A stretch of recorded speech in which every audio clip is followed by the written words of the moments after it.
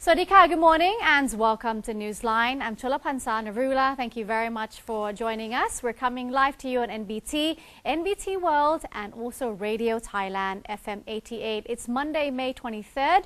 Let's take a look at today's top stories.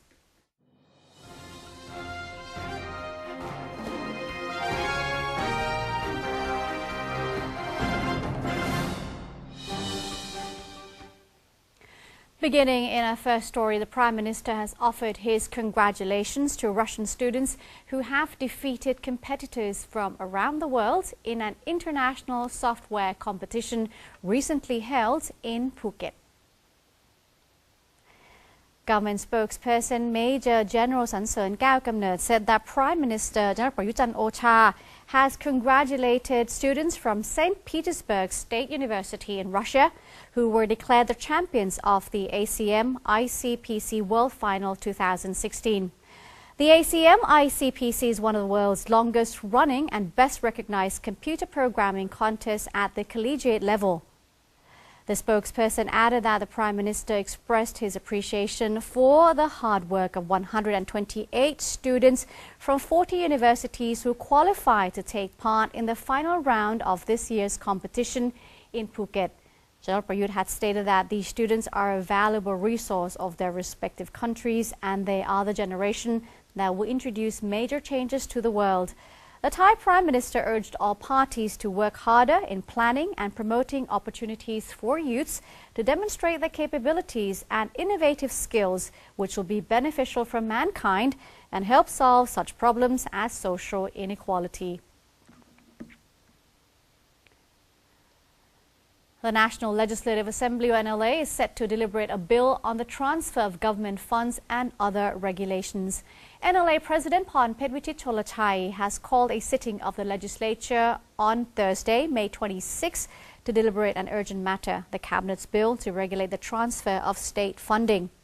The NLA will also be reviewing draft regulations related to the filing, acceptance and deliberation of complaints by the NLA's Committee on Ethics.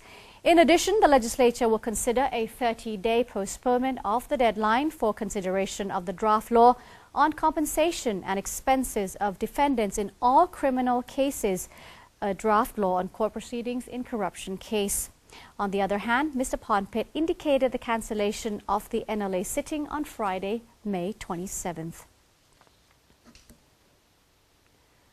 The government is cooperating with all sectors to expedite the construction of check dams as a long-term solution to drought. In Chayapum province, more than 200 people from the public and private sectors are constructing check dams at Hoi Pai Canal in Nong Bua Dang district. Despite recent rains, drought continues to affect several areas across the country. Head of the 6th Irrigation Office in Khon Kaen Province, Pathrapon Nong Khai, said the check dam construction project was part of the government's civil state or Pracha Rat policy. Apart from the province of Chayapum, the provinces of Khon Kaen, Kalasin and Roi Et are also constructing check dams. A total of 89 check dams will be built to combat drought and honor His Majesty the King on the occasion of his 89th birthday anniversary.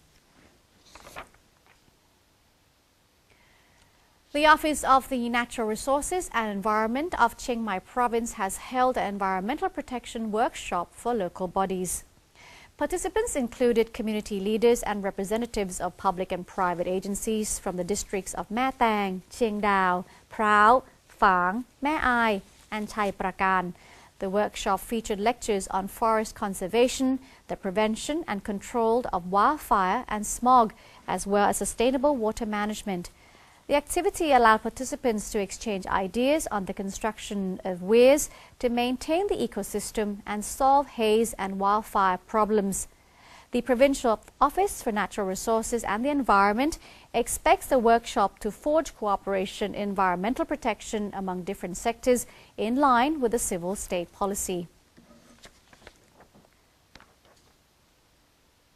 The Revenue Department has suggested that gold shops register under a single financial account and pay corporate tax instead of personal income tax.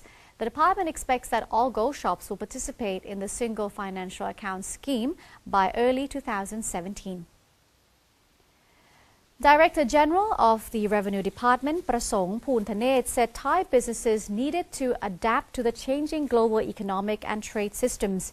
In order to help Thai businesses conform to international standards, the department required gold shops to register under the single financial account and switch to corporate tax. The department chief said gold shops would pay less tax since the corporate tax is cheaper than personal income tax.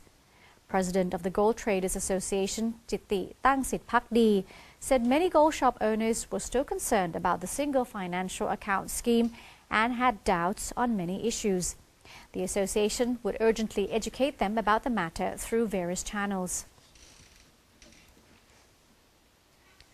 The National Science and Technology Development Agency, or NSTDA, has collaborated with the Stock Exchange of Thailand in organizing the second Startup Fundamental course to educate people who want to be startup entrepreneurs. The course is aimed at encouraging new startups in the country. It is part of the government's policy to develop Thai startups by helping them access sources of capital more easily and providing additional support based on creativity and innovation. The Stock Exchange of Thailand has signed an MOU with the Ministry of Finance, SME Bank, Krung Thai Bank, and the Government Savings Bank on the establishment of a social enterprise startup center. It will provide knowledge about entrepreneurship for social enterprise startups in order to equip them for commercial operations. Holiday makers flock to various tourist destinations around the country over the long weekend. The three-day holiday started on Friday, May 20th.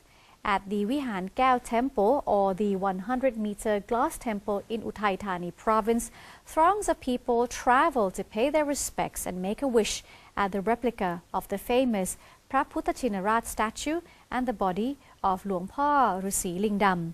Many also travel to see a replica of the Lord Buddha's footprint built at Khao Sakek Krang in 1905, where Buddhism Promotion Week was held.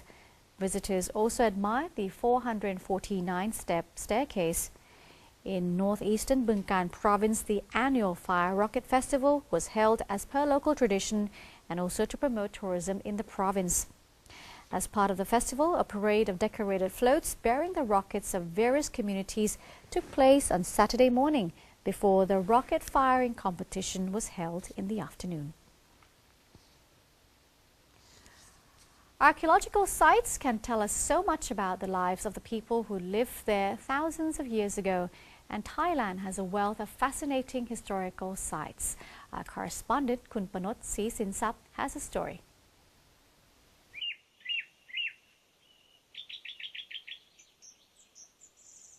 There are hundreds of exhibitions, museums and archaeological sites scattered throughout Thailand, and going to each one gives visitors the chance to absorb and learn about the lives of the people back during the reign of previous time periods.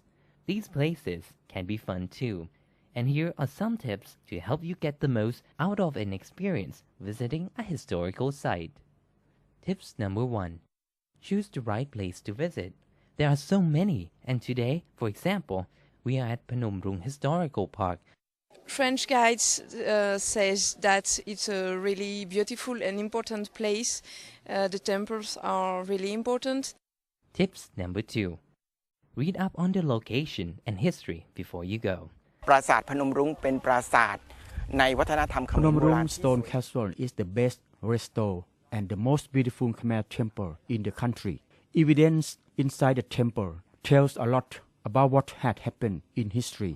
As the place is a replica of Mount Kairat, Lord Shiva heavily dwelling, it's like coming to heaven. And for many people, this sanctuary is a secret place. Tips number 3. Visit when there's an event going on.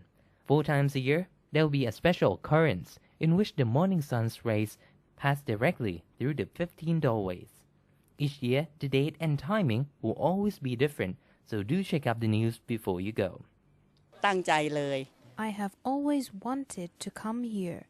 I told myself that once in a lifetime I need to be able to see this phenomenon. มาปราสาทหินพนมรุ้ง We come here many times already, but today we would like to see the ray. Tips number 4. out for a tour or download an app.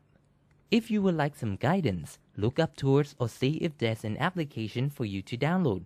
For tourists to Buriram, you can download Buriram Magic application.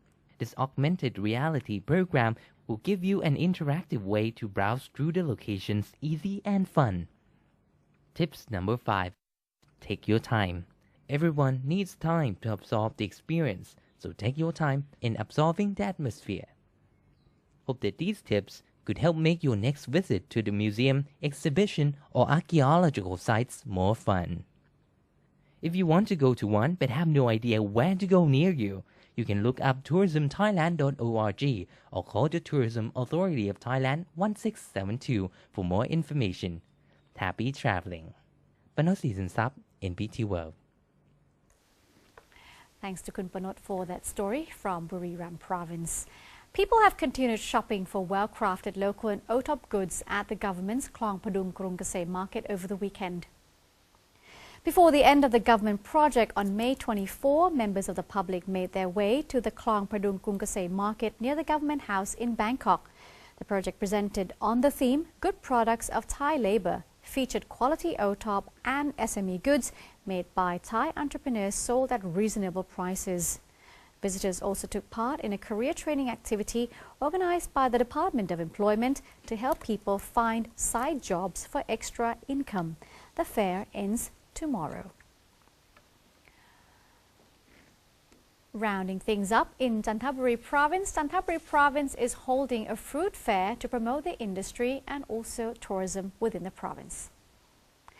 The event, called Fruit Piddle Fair 2016, is taking place at the office of the Chanthaburi Provincial Administration Organization. The activity features a self-sufficient economy exhibition, business networking, outlets selling top products from eastern provinces, entertainment shows, and a fruit eating competition. That is, event goers can try a variety of fruit for free twice a day. The organizers expect the fair to stimulate agricultural industries as well as tourism in Chanthaburi and boost the income of local farmers. Fruit Piddle Fair 2016 will continue until May 29th. And that's it for the first section. Thailand moves forward. Up next, we have ASEAN News. Nakhon Pathom Province presents a model agricultural village to international delegates. We'll take a look after that once Newsline returns after these messages.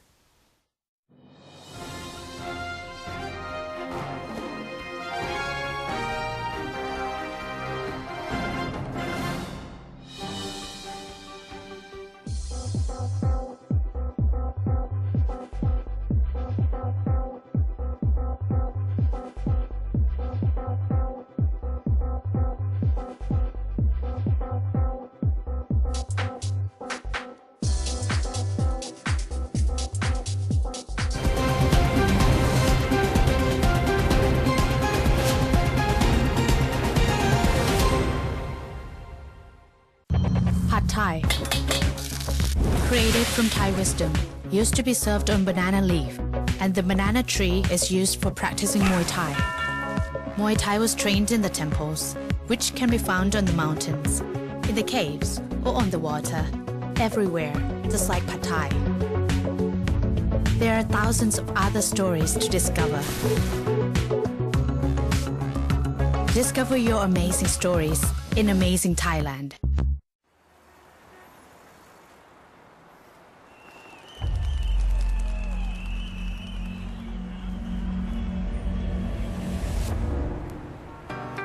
Hey there, Michael here in wonderful Thailand. To ask, given all the latest news, what do you think you know about Thailand? Looks like it's still business as usual, chilling out. Maybe grab some of the local food and check out the Thai scene.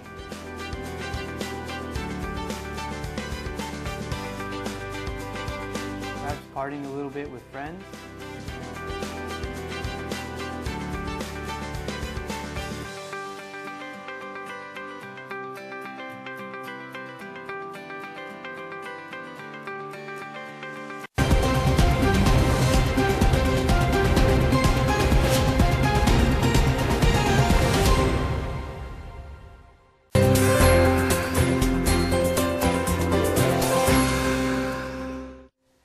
It's 8:20 a.m. in the city of Bangkok. Welcome back to Newsline. Delegates from 9 Pacific countries have visited Nakhon Pathom province to see the model agricultural village in Sam Pran district. The delegates were greeted by Governor Chachai Uthaipan before attending a briefing on the project by Arut Nawarat, chief of the Sam Pran model. The organic farming project is a collaborative effort by Sam Pran Riverside and the model self-sufficient village. Participating villagers grow organic vegetables and fruits and sell them at Sukchai Market in Sam Pran Riverside. The delegates then took a tour around Sam Pran Riverside to see various activities such as demonstrations of wreath making, fruit carving, rice growing and milling, as well as traditional music performance. They later went on to see the model self-sufficient village to learn about organic farming and try their hand at making fertilizers and pesticides from earthworm waste and agricultural byproducts. The Public Relations Office Region 8 has joined public and private agencies to co-organize an event aimed at promoting legal employment of foreign workers. The event took place near Ramanine Park on Sang Chu To Road with Governor Sak Sombunto presiding over the opening ceremony. Director of the Public Relations Office Region 8, Sommat Ratana Sae, said that the activity was planned to highlight the government's intention to solve illegal labor issues and encourage employers to register their foreign employees. The activity targeted employers and workers in 16 central provinces.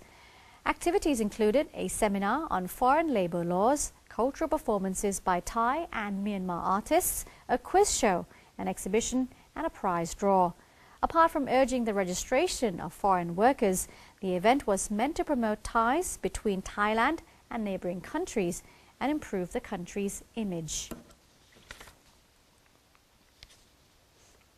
U.S. President Barack Obama arrived in Vietnam for a 3-day trip aimed at sealing the transformation of an old enemy into a new partner. 4 decades after a war with Vietnam that deeply divided opinion in America, Obama aims to boost defense and economic ties with the country's communist rulers while also prodding them on human rights. His visit has been preceded by a debate in Washington over whether Obama should use the 3-day visit starting today to roll back an arms embargo on Hanoi, one of the last vestiges of wartime animosity.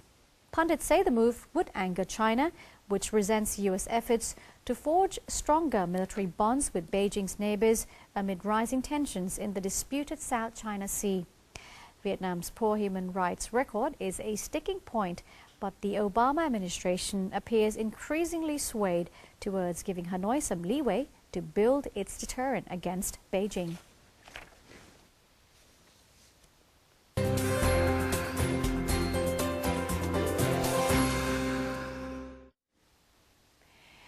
UN second-in-command Jan Eliasson said it was necessary to stand up for international humanitarian law, which was being disregarded, citing attacks on hospitals and practically medieval sieges on civilians in Syria and Yemen.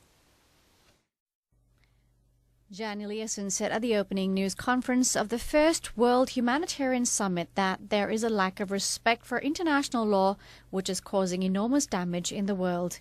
He added that there were many signs the Geneva Convention on Human Rights was being neglected. Eliasson said attacks on civilian targets, hospitals and schools in Syria, Yemen and Afghanistan were examples of disregard for the Geneva Convention on Human Rights. He said sieges in Syria and Yemen, where people were being isolated in absolute violation of humanitarian law, which was practically medieval. Government and business leaders, aid groups and donors are gathering in Istanbul for the summit this week to try to develop a more coherent response to what UN Chief Ban Ki-moon has called the worst global humanitarian situation since World War II. Egyptian Tourism Minister Yahya Rashid said that the country will have to work 10 times harder to revive its tourism industry after a series of setbacks, including the crash of an Egypt Air flight into the Mediterranean Sea 3 days ago. All 66 people on board the plane are believed to have died, and the reason for the crash is not yet clear. Rashid sought to play down the impact of the crash on Egypt's image and said it was too soon to gauge the impact of Thursday's crash on future arrivals. Egypt's tourism industry, a cornerstone of the economy and a critical source of hard currency, has struggled to rebound since the 2011 uprising that ended Hosni Mubarak's 30-year rule, ushered in a period of political and economic upheaval. The number of tourists fell 40% in the first quarter of 2016 compared to last year, due to a large part to the downing of a Russian plane carrying 224 people from a Red Sea resort in late October. Islamic State said it had smuggled a bomb aboard, and President Abdel Fattah al-Sisi called the incident an act of terrorism. Then in March, a man wearing a fake suicide belt hijacked an Egypt airplane and diverted it to Cyprus. Rashid said the incidents were not linked and argued that Egypt Air's management of the crisis had boosted confidence in the Egyptian flag carrier. South Koreans, Asia's biggest per capita alcohol consumers, can now soothe themselves after a big night out with hangover fighting ice cream. A convenience store chain launched the Gayendo bar, which translates to "hang in there." According to the company, it is the first ice cream bar marketed specifically to combat the after effects of alcohol consumption. It hit the shelves on May 20th. Drinking, often in groups of co-workers, is big business in South Korea, and so are hangover cures. Hangover remedies generate roughly 150 billion won, or $126 million in annual sales, ranging from pills and beverages to cosmetics for women who want to keep their skin soft after a boozy night. The grapefruit-flavored dessert contains 0.7% Oriental raisin tree fruit juice, a traditional hangover remedy cited in a Korean medicine book from the 17th century that is included in popular hangover potions. A 2012 article in the Journal of Neuroscience found Oriental raisin tree extract reduced symptoms of intoxication in rats. According to a 2014 World Health Organization report, South Koreans drink 12.3 liters of alcohol per year. That's the most in Asia Pacific. And that's it for today's edition of Newsline. Thank you very much for joining us. We have our email address, newsline.nbt@gmail.com. So if you do have any comments or suggestions, please write to us. You can also follow us on Facebook, simply typing in NNT in the search box. You'll find out more. And our website is thainews.prd.go.th/en. Today we say goodbye with some funny daily activities of the giant pandas in Chengdu in China. I'm Chalapansana Narula. As for now, Swadee Ka.